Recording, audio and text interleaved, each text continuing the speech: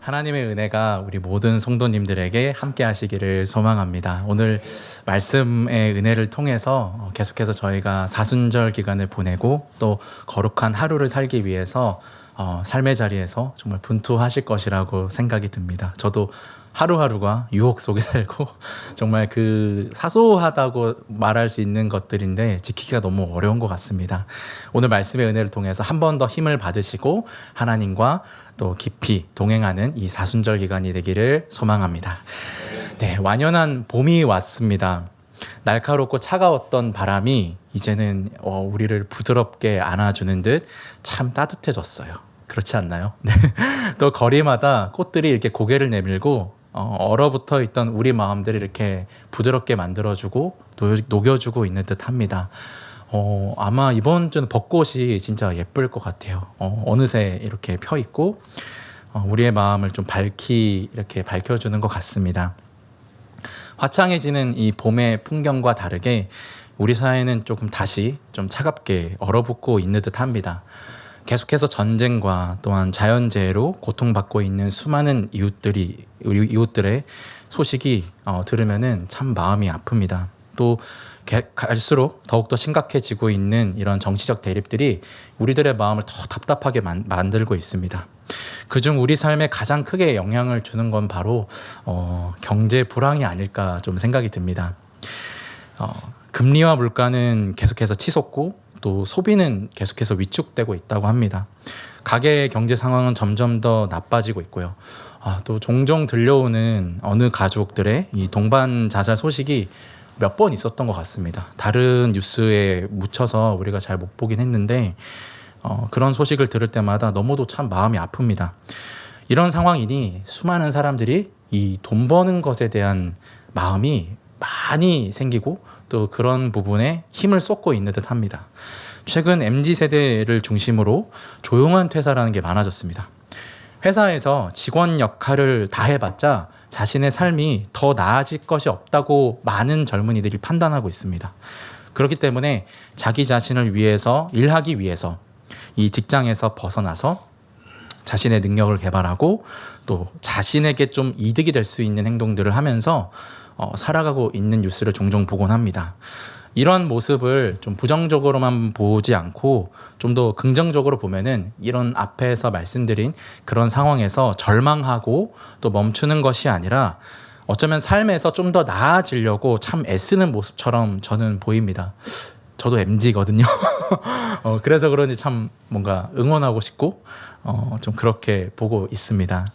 더 나은 삶을 꿈꾸며 또 간절한 의지를 가지고 살았던 한 명의 인물이 있습니다. 제가 최근에 학교에서 그리스 비극에 대해서 너무 공부해서 그런지 오이디푸스가 딱 떠오르더라고요. 오이디푸스 혹시 아시나요? 정말 옛날 이야기죠. 오이디푸스의 이야기를 잠깐 하면은 어린 시절 오이디푸스는 코린토스라고 하는 이 도시의 왕자였습니다. 자신이 뒤늦게 거두어진 자식이라는 사실을 깨닫게 되고요. 또 너무나도 절망한 나머지 이제 자기 자신이 누군지 알고 싶어서 신탁이라는 걸 또 받게 됩니다. 이때는 이제 그리스이기 때문에 신탁을 받는 게 있습니다. 근데 거기에서 아주 충격적인 이야기를 듣습니다. 유명한 이야기죠. 아버지를 살해할 것이고 어머니와 너는 결혼하게 될 것이다 라고 하는 아주 충격적인 신탁을 받게 됩니다.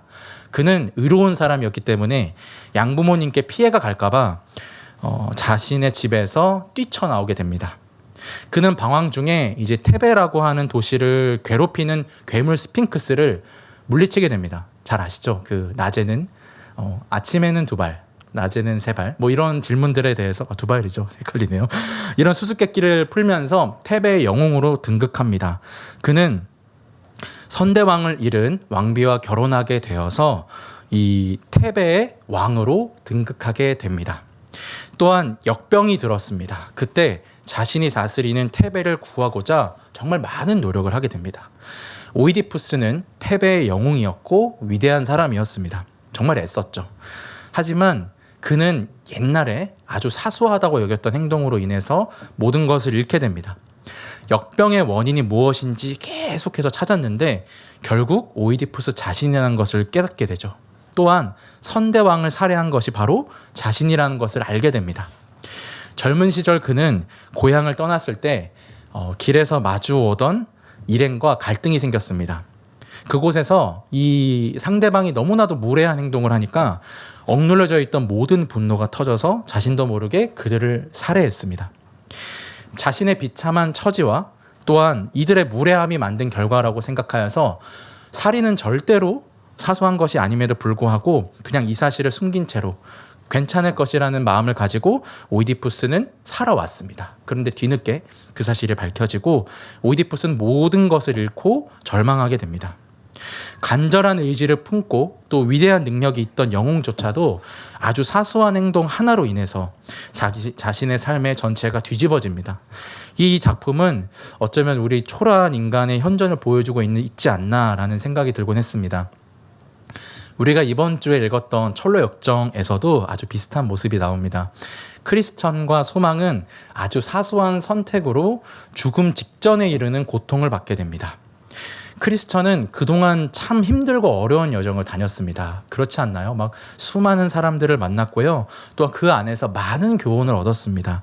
하지만 그들이 걷는 길은 여전히 좁고 험한 길이었습니다. 그들의 눈에는 울타리 밖에 아주 작은 오솔길이 들어왔습니다. 크리스천은 그곳에 가서 좀 더 편한 길로 가면 안 될까 하는 마음을 품고 있었는데요. 소망의 반대를 뿌리치고 결국 이들은 이 샛길이라고 하는 곳에 빠지게 됩니다. 샛길은 처음에는 평탄하고 좋은 길이었습니다. 하지만 앞서가던 헛된 자신감이라고 하는 사람이 등장하는데요. 이 사람이 구덩이에 빠져서 나오지 못하는 것을 보았고 이 샛길이 점점점 잘못된 방향으로 가고 있다는 것을 이들은 깨닫게 됩니다. 그들은 결국 의심의 성에 사는 절망의 거인에게 붙잡히게 되죠. 그곳에서 크리스천과 소망은 죽음 직전에 이릅니다. 절망의 거인은 그들을 무자비하게 때렸고 또한 스스로 목숨을 끊도록 유도했습니다. 이미 죽음을 선택한 그런 사람들의 해골이죠. 그 유골들을 막 보여주면서 크리스천과 소망이 어떻게든 자살하도록 계속해서 몰아세웠습니다. 이들이 선택한 샛길은 아주 쉬워 보였고요. 마음이 끌리는 곳이었습니다. 무엇보다 지금 현재 걷는 험하고 좁은 길을 벗어나서 편하고 또한 편하게 보였던 길이었기 때문에 충동적으로 그곳을 선택했습니다. 하지만 그 선택은 결국 자신이 가졌던 삶 전체를 뒤흔드는 어려움을 겪게 되는 그러한 곳에 이르게 만듭니다. 샛길은 의심과 절망을 또한 주눅을 안겨주는 아주 삶의 치명적인 결과를 가져왔습니다. 그들의 처지는 아주 참혹했습니다. 의심의 성은 너무나도 견고하고 단단하여서 빠져나갈 수 없었고요. 또한 절망과 주눅, 이 거인들이죠. 그들은 이들에게 계속해서 죽음을 강요하고 고통을 주었습니다. 수많은 여정을 통해서 많은 것을 깨달았던 크리스천과 소망이었지만 이들은 정말로 죽음을 선택하고자 정말 죽고자 하는 마음까지 들었습니다.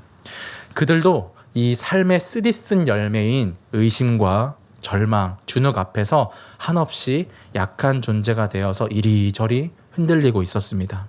하지만 그때 크리스천은 이 삶의 쓴 열매로 인해서 아주 중요한 것을 깨닫죠.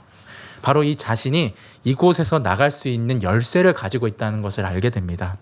자신의 가슴에서 그것을 꺼내서 의심의 성에서 탈출하게 됩니다. 그 가슴 속에 있었던 것은 바로 약속의 열쇠였습니다.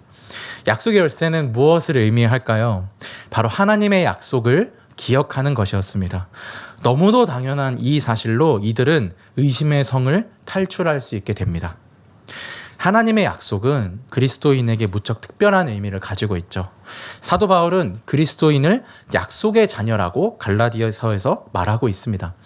그리스도인은 세상을 구원하시고자 자신의 아들을 보내신 하나님의 그런 약속에 부름받은 존재임을 말하고 있죠.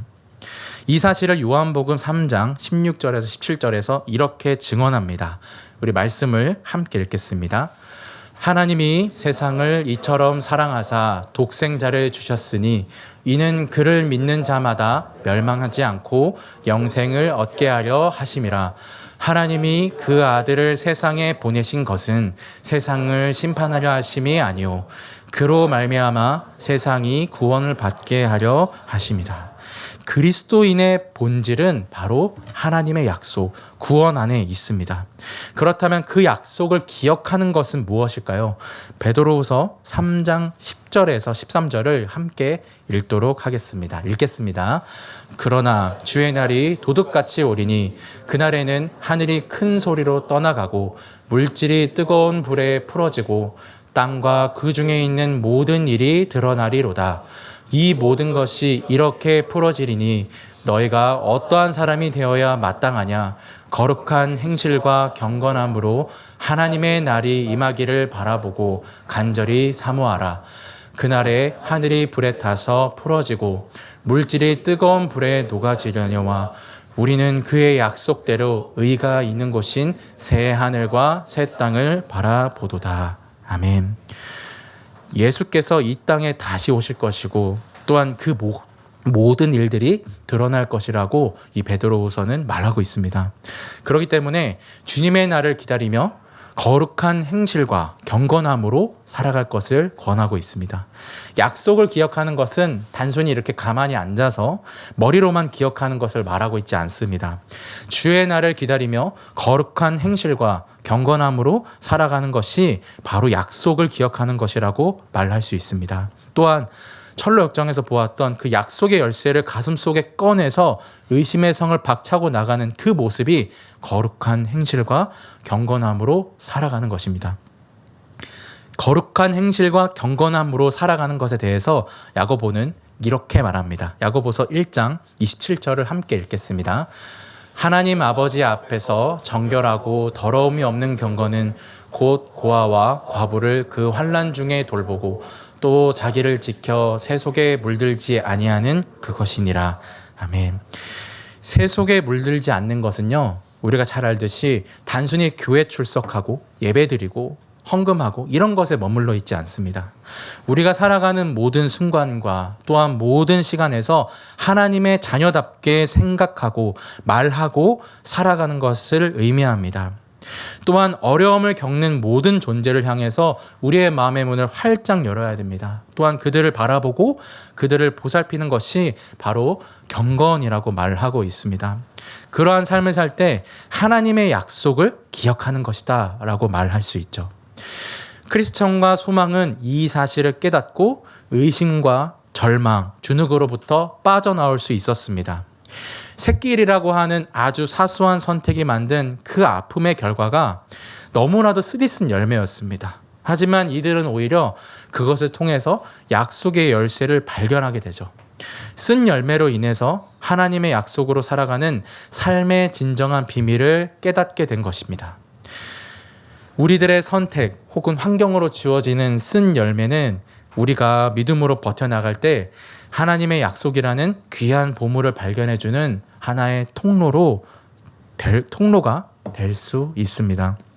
그렇기 때문에 삶의 다양한 문제로 인해서 의심과 절망이 찾아오더라도 또한 우리 삶에 그것들이 쓰디쓴 열매를 계속해서 만들어낸다 할지라도 바로 우리는 우리에게 주어진 오늘이 바로 거룩한 행실과 말씀을 지킬 수 있는 그 시간이며 또한 하나님 말씀 앞에 온전함으로 하루를 살아가려고 할 때 그것이 오히려 약속의 열쇠를 발견하게 될 수 있는 귀한 계기가 될 수 있습니다.